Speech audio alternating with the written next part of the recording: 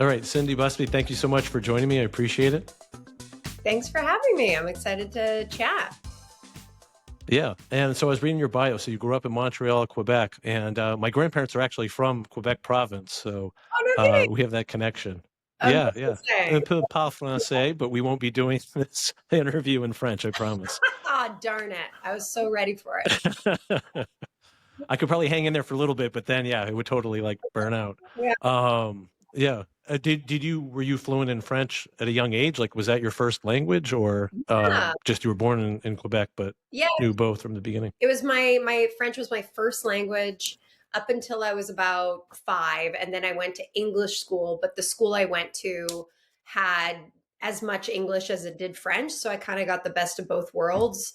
And yeah, and I still speak French now. My whole side, the whole side of my mom's family mostly only speaks French too. So that's been, a good reason to keep that up. But now that I live in Los Angeles, I certainly don't have the opportunity to speak as much French as I would like, but it's a pretty important part of my life. So Yeah, I would say yeah. If there's a second language to pick up for me, it would be French, just because I know enough of it, to be somewhat dangerous. But my grandparents obviously spoke it when they immigrated to the U.S. So then my parents are fluent in it, and so when I was younger, like they would talk in French if they didn't want us to know what they were saying. That's kind of how it worked. the secret language. Um, it is. And I read an interview somewhere where you said you were traveling to France and how some of the dialect is different there than the Quebec French. And I know, like growing up, like we learned the Quebec French just because of our culture and our heritage from that province. Yeah, I mean, it's so funny because like ultimately it's the same language. Just like, you go to the UK and people speak English, but they have different sayings and they have different ways of, you know, like phrasing things, but it's ultimately English is English, French is French. But sometimes people are like, "Oh, you speak that French. You speak a different French." And I'm like, "What is a different French? Like it's the same language. I mean, we have different ways and we like bring words together and, I don't know. It's all the same to me, but I get how, sometimes people become protective of their version, which is understandable. Oh, definitely. And then do you say meme and pepe? No, for my grandparents, I called them grand-mère and grand-père. Okay, so all right, so maybe it's a thing because I grew up in Maine, so I think there Mhm. was also then some slang like put into it Yeah. because that's what we always called our grandparents growing up. But I know it wasn't proper, so I didn't know if like that was a thing that it was a tradition in your family. Yeah, Only because my nieces and nephews they call my parents that now, so like the yeah. tradition's kind of continued, even to Well, this day. people always seem to have like their own things that they say. I have heard of people in Quebec say like "ma mère est pépère," and like I don't know. There's everybody's got their own thing that they say, I guess. Right, right, right. All right. So speaking of your childhood, you grew up there. So what made you get interested in acting and performing? And was it something that you picked up at a young age? Like what was kind of your childhood like, and how did you kind of get into that path in life? I always say I feel like it was just like a calling, almost like from birth. I know that sounds like bizarre to say, but from the time, as long as I can remember, I always was so fascinated with performance. And, we would watch TV and movies like all the time, all day, every day, a true kid of the 80s and 90s where my babysitter was my television, which is probably not great, but it also ended up working out for me. But yeah, I would watch movies like on repeat and memorize the lines and, like kind of look at their facial expressions and their costumes and I just was so fascinated with the world and I loved writing short stories and poems and singing and dancing and all of those things. Like I just really loved performance. And I think a lot of it too was, my life growing up wasn't like always the best, the family dynamics. So I think for me, it was almost like an escapism or like a way for me to just understand human behavior and experience. And, from looking back on it now, from a psychological perspective, I guess. But, yeah, it's something that was always something I wanted to do, but I had no idea how I would end up doing it. And my father, when he was younger, he did theater and like a couple little parts in things, but it never really pursued it. And then as soon as theater was offered in school, I immediately immersed myself in the theater world, and then ultimately, and then doing that in high school, and then going to theater school post secondary, and then getting an agent and doing this thing. So yeah, it's kind of one of those things. I had no idea what I was doing. I did not know how I was going to do it. I didn't have anyone in my family that was like knew people and all that. I wish they did, but they didn't. And somehow I just found my way, which is pretty amazing when I think back on it all. It's pretty wild. How did you start? Was it like just acting in plays in school and then eventually did you go to drama school? Yeah, so professional. I have a degree in professional theater at a college in Montreal, and it was a 3 year, like really in depth, really intense schooling. Lived in my leotards and Shakespeare and the whole thing for 3 full years. And where most people would have like 5 or 6 courses, I had anywhere between like 10 and 12 courses. So I had like a double course load. Plus, we would do theater, we would do crew work. Um, it was awesome though. It was like the best school of learning, not just like for performance, but also just like the behind the scenes of everything. And you just really grow an appreciation for everybody's role in the making of it all. It's you see certain faces on the screen, but the amount of people that are like making it happen behind the curtain is truly impressive. And sometimes I think we can easily forget that part. But yeah, out of college, I got an agent kind of as a fluke. I interviewed an agent for a project I had to do. As kind of like an easy way out, to be honest. And I was like, oh, this will be easy. I'll just do that as my project. And then she had said, oh, we're not looking for anyone. And I was like, perfect. I'll just write about that. And then I wrote about that. And then like 3 days later, I got a call and she's like, I have an audition for you. And I was like, what? And so I did the audition and I ended up getting the part, which like never happens. I am clearly aware of that. And then I couldn't do it because I was still in school. But then they offered me a different part, which I was able to do because it happened like 2 weeks later. And that was like my first credit into the union in Canada for ACTRA. And then it just kind of like started happening. Although I learned very quickly that when you audition, you don't always get the part. So that certainly was a learning curve for sure. So wait, so it started where you just visited an agency because you needed to interview somebody there, and you dropped off your headshot and your resume at that point? Yeah, exactly. And they were like, Like, "Oh, we're not looking for anyone." so you weren't even looking for like a role or being like, hey, if you have any like roles like I'm interested in. It was more of I'm in school, I want to speak to I somebody, and mean, then they just reach out to you. ultimately, like I did want to have a role because I was in theater school, R- but that Right. wasn't the reason I was like, "Hey, I'm looking for an agent. Can I, like Okay. get me out auditions?" It was more like what you said, just straight up to interview someone. So there was some luck there then. True. Um, Yes. Looking back, like was that role that you would have had but you couldn't because you were in school? Like, is there any like regret in that oh, I wish I had actually done that role instead of the one you ended up getting, No, or did it work out? Did it work out because that second role actually led to where you are today? Maybe if you had taken that first role, maybe it wouldn't have gone down that same path. I'm a firm believer of that. I do really feel like everything is happening for you.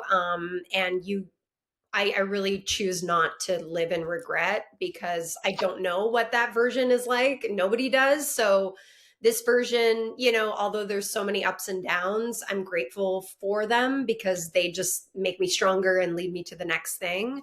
But I think it really worked out because had I taken the initial role, I would have probably been kicked out of my schooling, which at the time was really important to me. I worked really hard to get there, and it was at the end of my second year, and I really wanted to complete my degree and really wanted to finish that schooling because I just had a blast. So I wouldn't have wanted to get kicked out. I'm also like not that person who like gets kicked out of school. Oh, there's that. And also, to be honest, the role actually ended up being a better role anyway. So somehow it was a bigger, better role. So it all worked out. So, so luck and fate both played a role. Yeah. Yeah. I saw recently that you were at a red carpet event with your mother. Like, Were your parents always supportive of your career, especially in school? Or were they like, well, maybe she'll go to drama school and, she'll really find her path after that? Or were they really supportive of it and say, yeah, okay, go follow your dreams and be an actress and do what you love? yeah, I have to say I've been really lucky in so many ways. And one of that is the support of my entire family all the time.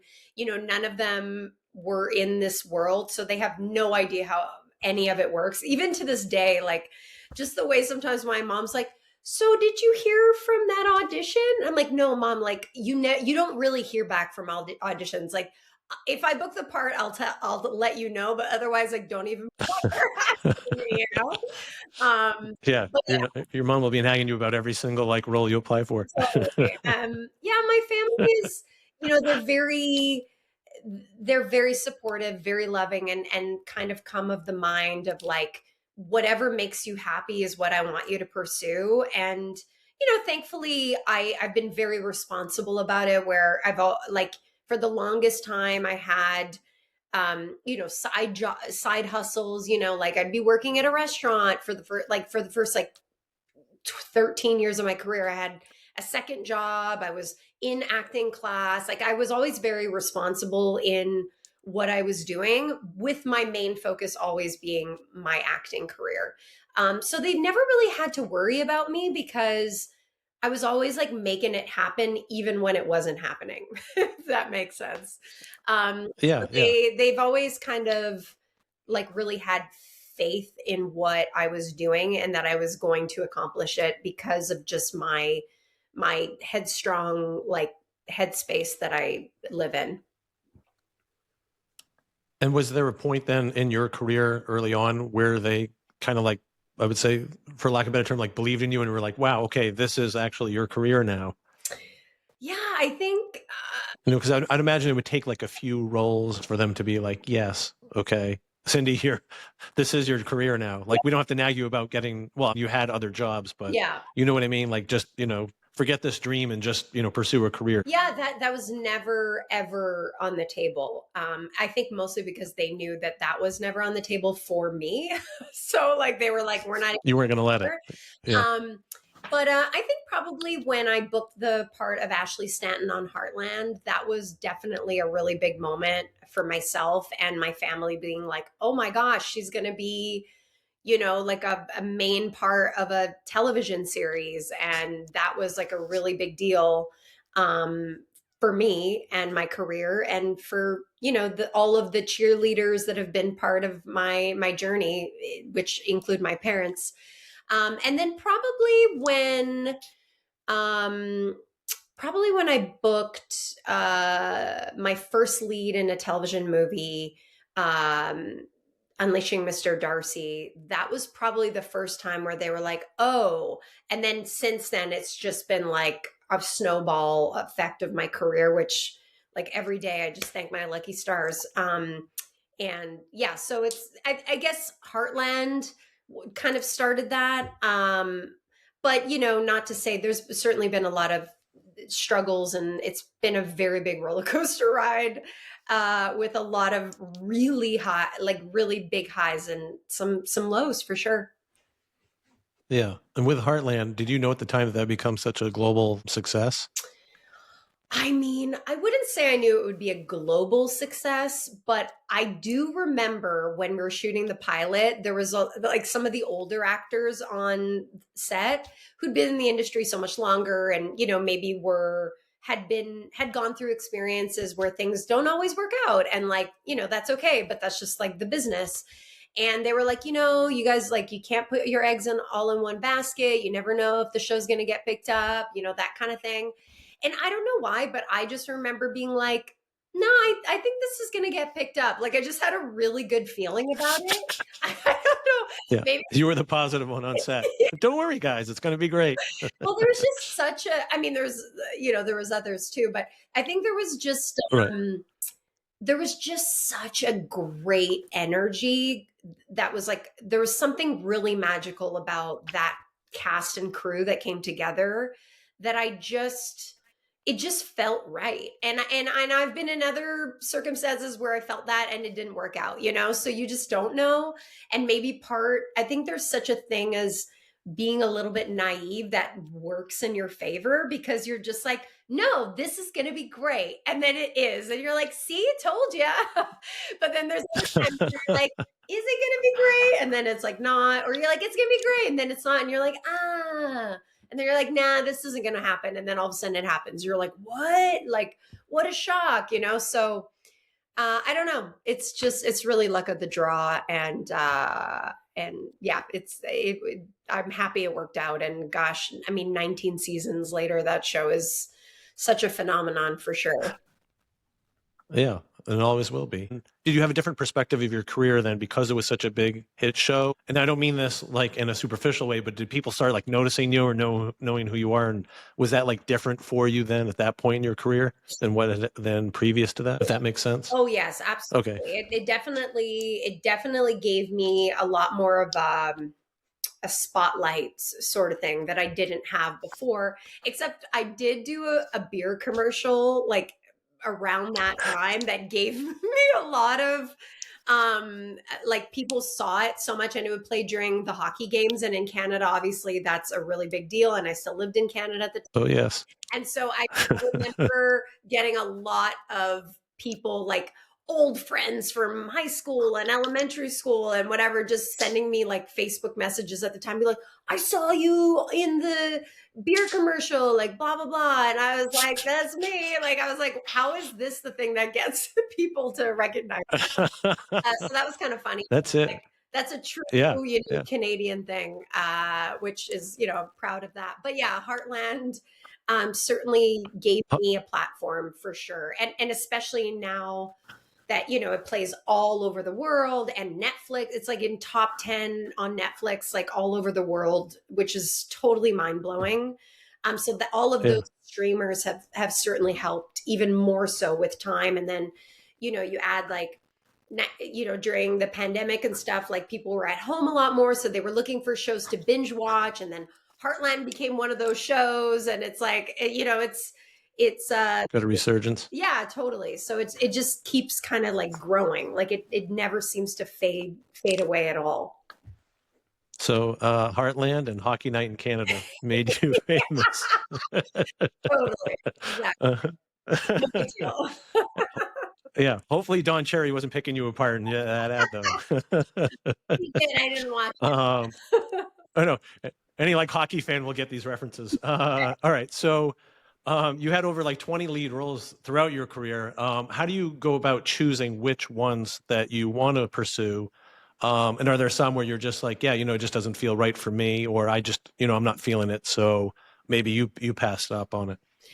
Yeah, there certainly have been some opportunities that have come my way that I was like, I didn't quite align with the story, or maybe, it just didn't work out with like my schedule and things like that. So yeah, there's certainly been opportunities that unfortunately like kind of fell through and didn't work out. But I also like have had so many wonderful opportunities that have just like lined up like back to back to back. And I'm like, oh my gosh, how did this even work out in this way? But yeah, I typically really, the things that obviously inspire me when I get these opportunities is the story and the type of character. Is this something different than I've done? And then also like, who are the people that are involved? I really enjoy working with like great people. And if I've worked with those people before and I loved my experience, that's even more reason to want to work with them again. Because as important as the script and the story, and the character is, the people I'm going to work with is almost more important to me. especially the more I'm in the industry. I really just want to work with good people and work with the same people if I can. So that kind of almost becomes my driving force in a lot of ways, as well. Yeah, and I've interviewed a lot of other actors that have talked about that, about working with some of the same people just because they enjoy it. And a lot of times that's how they'll pick up a project. Totally. Totally. All right. And so your newest show, When Hope Calls. So talk about that. How did that come about? And what was it like to play Nora Anderson in it? Yeah, so this was a show that was on the air like in 2018, and then I wasn't a part of it, and then it was going to get picked up, and then the world shut down, etc., and so it just kind of like went away, and I had heard of it at the time, and then it got picked up by a different network with Great American Family, Great American Pure Flix, and they were going to revamp the leads because all the leads had moved on to other shows, and their career were doing great, and they're like, we want this show to keep going, we're going to get some new leads on the show. And so I got an audition, and initially I couldn't audition because I was working on something else, and then it came back my way, I think like 3 weeks later, and they were like, yeah, they really want you to audition for this. And I was like, okay, as soon as I'm wrapped on this, I'll put it on tape. And so I did. And then I found out about it like maybe a week and a half later that they were going to offer me the part. And I was like, oh my gosh, and I was really excited about it for many reasons. Number one, the character is just of Nora Anderson is so amazing. She's a woman in the 1920s. She's a lawyer, which like less than 1% of lawyers were women, which is truly impressive. So it really speaks to her, her character, her tenacity, her like work ethic, and just like her overall drive and strength in a society where things were, not exactly in that way yet. And yeah, and then I found out that the lead guy who's going to play the Mountie is my old friend, co-star Christopher Russell, who we've done 4 movies together before this show. And I had no idea he was auditioning for this. And he just texted me when we were like still finalizing my deal. And he's like, hey, wouldn't it be so cool if we like work together again? I was like, yeah, no, totally. It'd be like really, really cool to work together. He's like, yeah, no, but like, wouldn't it be cool if we worked together like really soon? And I was like, yeah, like absolutely. What are you talking about? And then he just like went like silent. And I was like, what is his problem? Like he's so weird. So he knew before you. He knew before me because he found out like that email or something. Anyway, long story short, I found out that he was going to play the Mountie, which I like just about fell down. I was like, how lucky am I where I might get to work with one of my favorite human beings ever, let alone co-stars ever. So it all worked out. And that's kind of how it happened. So then season 2, we shot at the end of 2024 and it premiered last year. And it was just so surreal to, you read the scripts, you get, and you do all your work, and then you get on set and you're in the hair and you're in the makeup and the wardrobe. And then the world is created, 1920 pioneer town, like, where everything is new and there's no phones and there's no like internet and cable and all this stuff. And there's horse-drawn carriage and you're like, wow, I'm here. Like, it just feels so surreal. And it immediately just brought me into the world, and it was so easy to just like fall into it with all the other characters. And what's really fun as well is most of the supporting characters that were in the original first season are still in our season 2 and 3, and they're so talented. I mean, we have Wendy Crewson in our show, which she's been around for 1,000 years and is so like such an incredible actress. And Neil Crone, who is like a legend, like comedic legend in Canada. And yeah, we just have such great actors on the show. And every day I'm kind of like pinch myself because I'm just like, how did I get here again? Yeah, it's really cool. And yeah, that's basically how the world was created and got picked up, and I was a part of it. And that must help too, like as far as the chemistry goes, them being around the show for so long. Not that like, 3 seasons is a long time. I mean, it is, but the fact that the first season ran in 2018, so Yeah. it's almost 8 years ago. Yeah. That's a long time. It's a long time, and it's gone through a lot of changes, but I'd say the show is like a new version of itself.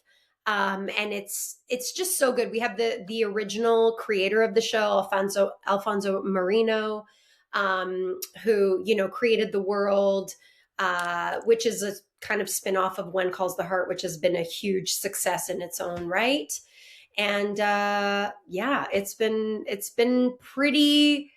It's been a dream job, if I'm going to be totally honest. Like it's been, That one is. yeah, it's one of those things where you're like, wait, it's already over, and like Chris and I will just look at each other, we're like, no, it can't be over. Like why? And we meet up like at the barbecue at the hotel, and he'll be like flipping his steaks, and we'll just look at each other, and he'll be like, Cindy, how did we get here? And I'm like, I know, man. Like, this is the best. Like, this is the best job. And like, we truly love every single person on this show. Like, everyone is like beyond talented. And I'm not even just talking about the cast, like the crew, Jonathan Yap, our DP, like everyone that's a part of it is just 10 out of 10.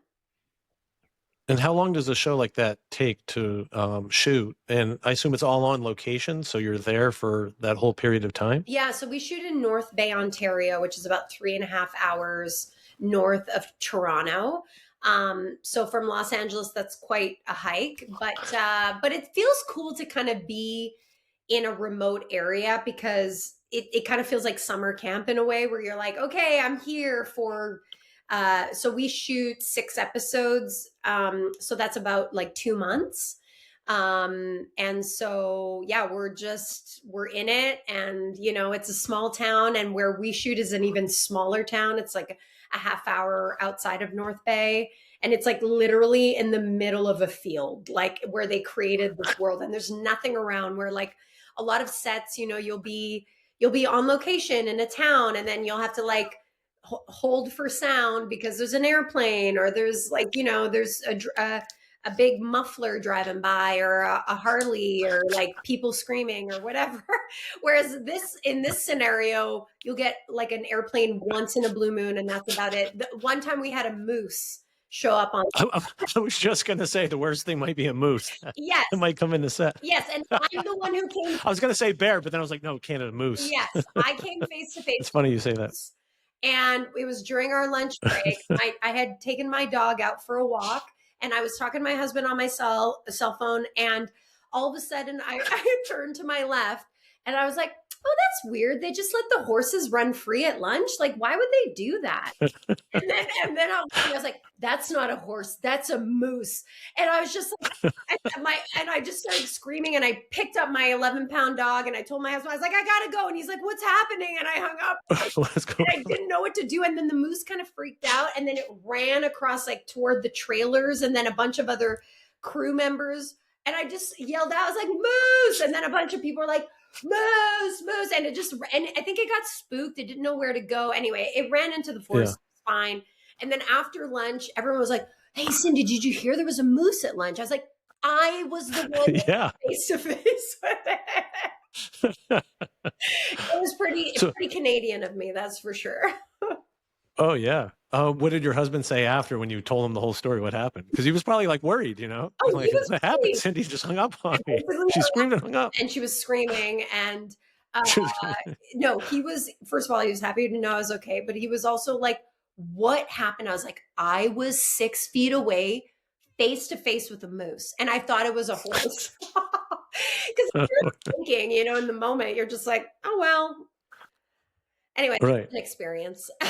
Strange looking horse with huge antlers, You know what? It didn't have antlers. That's why it did not. I think it was like, people said, those who know meese, whatever, they were like, oh, we think it was it was like a teenage female moose. So she didn't have antlers or something.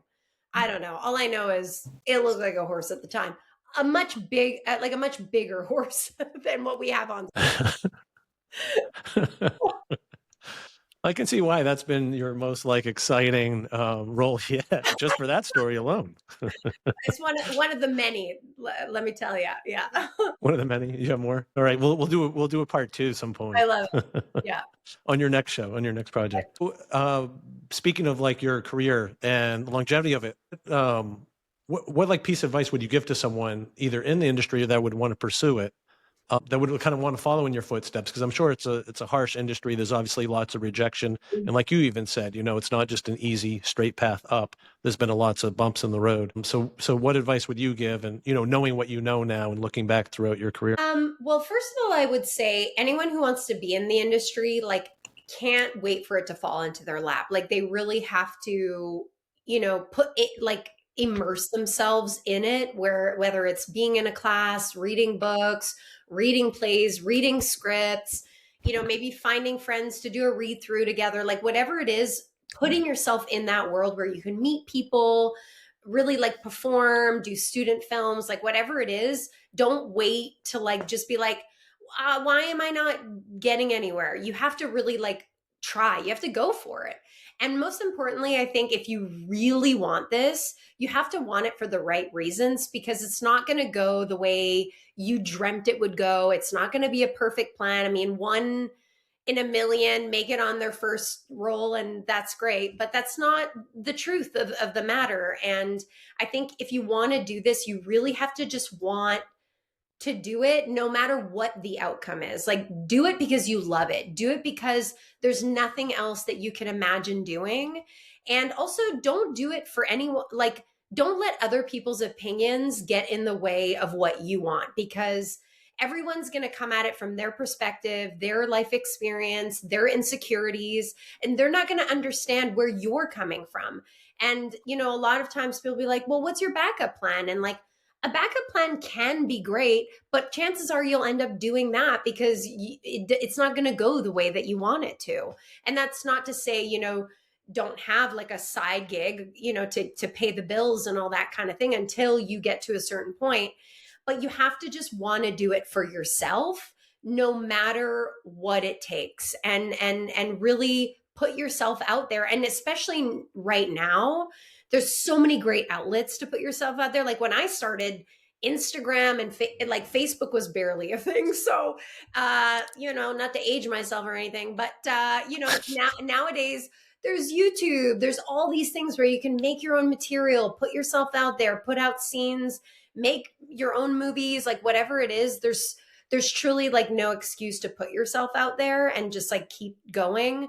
But ultimately, everyone like everyone's going to be worrying about themselves, so you have to just worry about you and think about what you want and do that, and not let other people's opinions get in the way. And when you talked about getting like failure or like rejection, and it's also like changing up the narrative of like not seeing it as rejection or failure, but rather being like, it's a redirection to where you're meant to be, and this wasn't the opportunity for you. And it's not personal, it can be for so many reasons. Like you're gonna play a mom, and the daughter they hired, with which they hired first, is like 6 feet tall and you're like 5'5", and the height doesn't work. Or like, they got someone that had brown hair, but you have blonde hair. Like whatever it is, there's so many reasons why things don't go your way. And most of the time it has nothing to do with you and your performance. So it's like,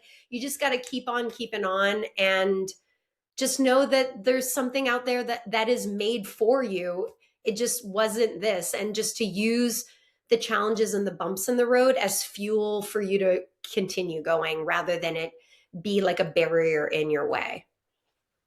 Right. And like you mentioned, having the backup plan, kind of ignoring that because, obviously maybe at the first spot of rejection, you may just be like, okay, it's never going to work out. I'm just going to go to plan B. Yeah.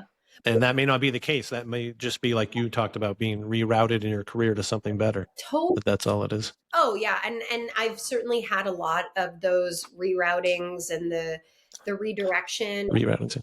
Because at the end of the day, like, we only have this perspective, but the perspective is so much greater than what we can see for ourselves. So just having faith in the greater plan for your life, And that doesn't mean, just like sitting back and doing nothing, but it just means like doing what you can and then just also surrendering to the greater plan for you, which I think is a really important part.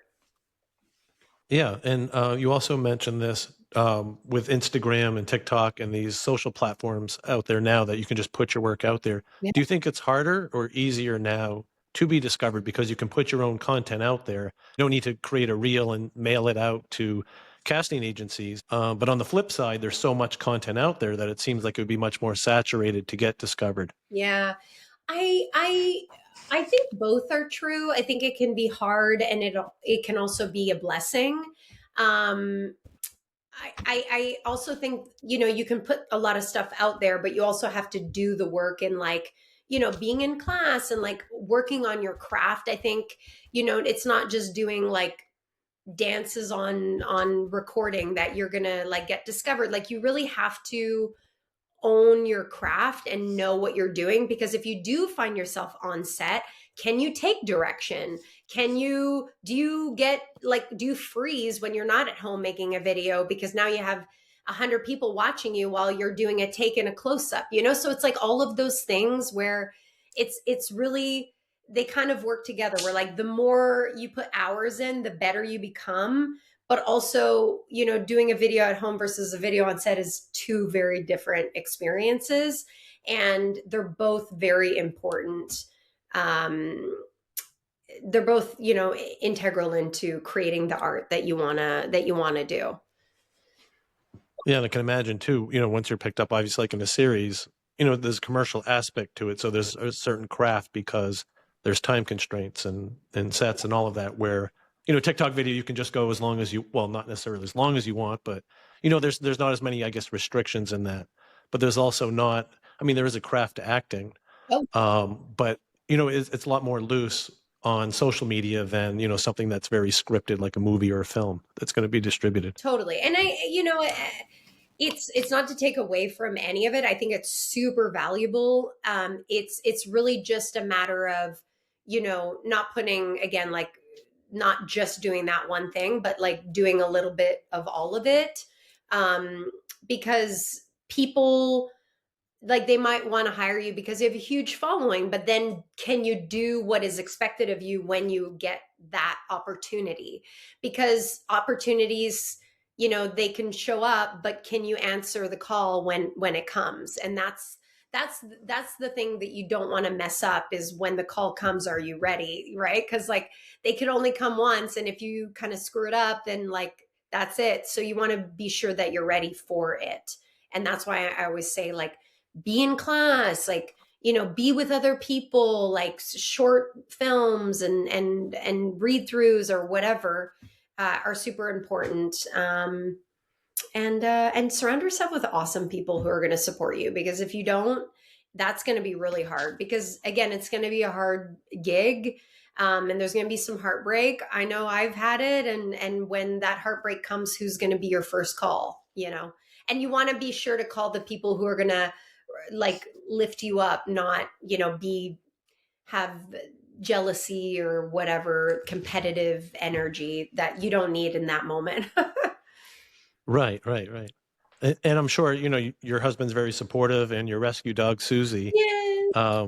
that's probably your support system. Oh, yeah. So what do you do when you're not working, traveling, obviously shooting? Like, what do you do to unwind, get away from it all? Some of your hobbies or interests outside of acting? I mean, I love Pilates. That's my like kind of meditation. I also do meditation. I really love giving back to, you mentioned my rescue, Susie. I love giving back to rescues, and adoption for animals is super important to me. And I'm actually currently fostering a dog right now, which I rescued from euthanasia 2 weeks ago. So those are the kinds of passions that I have. And like spending time with friends, cooking. Like I really like love being at home and kind of nurturing that part of my life, because when I'm away for, months. So it's important for me to kind of like be grounded when I'm not working and auditioning and interviewing and all that fun stuff. just being a real gal, reading books and cleaning up and vacuuming, you know. Like all Literally just a girl, right? you know, stars, they're just like us. They buy toilet paper, like that kind of. I think about Yeah, that all. you're human. No. And home is in Los Angeles now. Do you ever travel back home to Canada when you can? And is it strange going back home to where you grew up and seeing friends and family from when you were young? And do they ever sometimes like pinch you and be like, man, Cindy, I can't believe like, you know, you're this like famous actress now. I mean, yeah, there's like one of my oldest friends, Julie, I've known her since kindergarten, and like we don't really talk about, like I'll talk about my work obviously, but it's not like our main focus. But yeah, she'll like, Yeah. you know, she's such a supportive human, and she'll just be like, oh yeah, that's my friend. Or she'll send me videos of like her kids watching my movies on TV, and they're like, you know, 6 years old, and I'm like, that's so cool that like my friend that I went to school with when I was 5 and 6 years old, now her daughter of the same age watches my movies. You know, that's really special. Yeah. Yeah. And also the fact that I can be in projects that my friends' kids can watch is like such a huge thing to me. It's really important. And but yeah, I don't know. My like a lot, I also have like a ton of friends that are in the industry, but like we don't even really talk about, like we'll have like little moments where we talk about work. But I think what I love about my friends is we kind of not like avoid my work, but it's just like, oh yeah, Cindy's an actress and I'm an accountant, and so it is. And you know what happened this weekend, like it's kind of like what it is sort of thing, which is cool because like Right. I don't need to be like always in work mode when I'm with my friends, but it's nice to know that they're supportive, and you know, and my like absolute cheerleaders like my family is and stuff. Yeah, definitely. Okay, so When Hope Calls, it premieres, season 3 premieres first week of April. We're recording this last day of March. And so any other projects or anything else you can talk about or want to talk about, or where do you see yourself in the next few years? I mean, I hope I am blessed enough to keep doing When Hope Calls. To be honest, it's Season 4? season 4, season 5, season. Maybe I'll be in a 19 seasons, 19. Maybe Just like Heartland. Right? In Brookfield. But yeah, that would be the dream. And then yeah, I have a bunch of other, you know, things kind of coming about, and wanting to step into the behind the scenes world as well. So all those things are coming together, and I'm excited about that. And then just to keep, you know, advocating for animals is my passion. That's very important as well. All right, Cindy Busby, thank you so much for joining me. I appreciate it, and best of luck to you and the rest of your career. And I look forward to season 3 of When Hope Calls. Thank you so much for having me. I appreciate it. Enjoy the show, everyone.